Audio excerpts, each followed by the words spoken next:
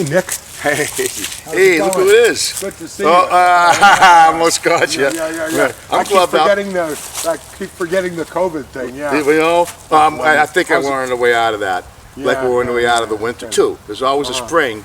Right. There's always a new spring. So how's it going? Good. How are you, Energy Geek? I'm very good. Very good. It's good to be back on Be Thankful Farm. It is beautiful. It's what, 60 plus degrees now. It is. And it's March 11th. It is. Which means you must be getting ready for spring. This is a tease. We're 20 degrees above average right now, and we will be maybe again tomorrow. But overall, it's been a cool month, and it's going to remain a cool month, it looks like. So I'm not necessarily feeling like it's an early spring just because of this. This is no indication of an early spring. So we'll have to wait. But it is removing a lot of the snow, which is good. I'll take it. Yeah, we'll get some nice gradual snow melt. So the mud season might not be so bad. So what are you doing here? Oh, I'm taking care of this 8-year-old Empire apple tree. She's been a nice producer, and each year at the end of winter, you go through and give her a little bit of pruning to help her stay in a fruiting stage and not just become like a totally vegetative.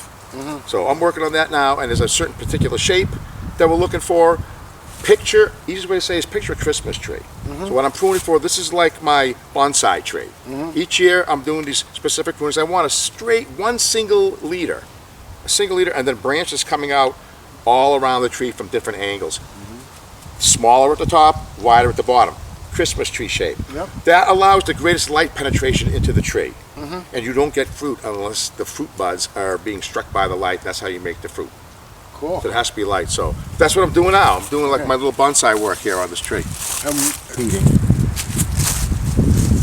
So I got a question for you. Good. When I was a kid, my grandfather used to prune trees, and he would use this, he would cover them with this black, looked like tar. It was tar. It was tar. Tell me about that. We don't do that. I see. We don't do that anymore. Not just for fruit trees, but any kind of a tree, because the tree will heal itself in the proper conditions. We're doing the pruning now because the funguses are still asleep. I see. So no fungal infection. We're doing surgery on this tree. If I did this in the summer, there could be infections. There would be infections. So we do it in the end of the winter. We don't want to do it when it's too cold, because the tree can go into shock when it's too cold also. So late winter, best possible time. Tar, after your pruning cut, the tree can make with its sap its own seal. The tar eventually will loosen with time, and as it separates from the plant, from the tree, water will get behind it.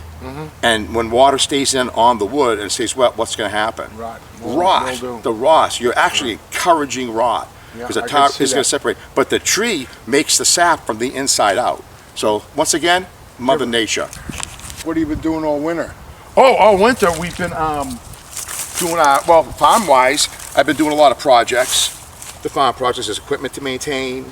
Just doing a final inventory. We've been working on our equipment here in this building, and this is what we use it for. This is where I grow our tomatoes and peppers and eggplants in the summer. But in the winter, we bring equipment in, and I'm able to do tune-ups and get equipment where it needs to be done. I'm just trying to see what I can get done in the amount of time I have left. I can get some paint on that hopper. That would be nice.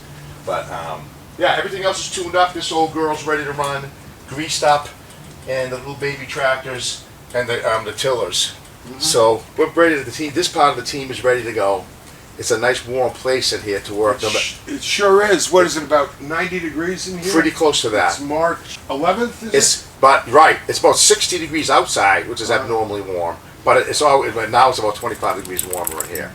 It's great. It's like going to Florida without the plane fare. It's very true. It's right here. It's all the time.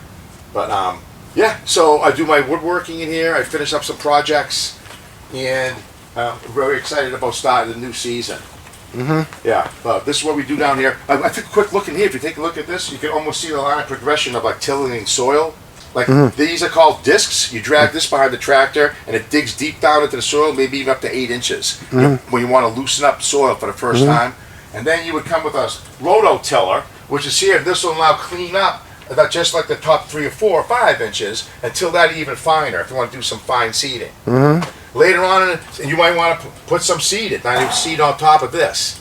Later on, you may want to be mowing it. You might use the baby tractor to mow it.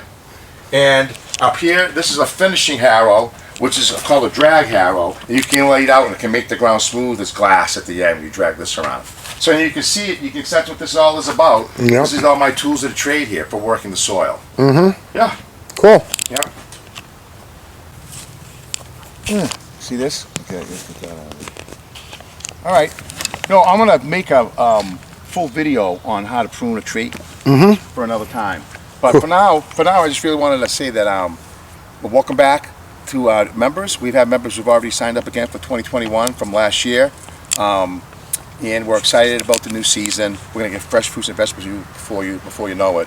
And to other members who haven't signed up yet, we'll welcome you. We're inviting you back again for this season, and we always want to give the first shot to those people before I do any outside advertising. So come on back if you'd like, and if you liked what you had last year, and in the future we'll open it up for the town too. We've got a lot of members off the Facebook last time. That's how I met many of you.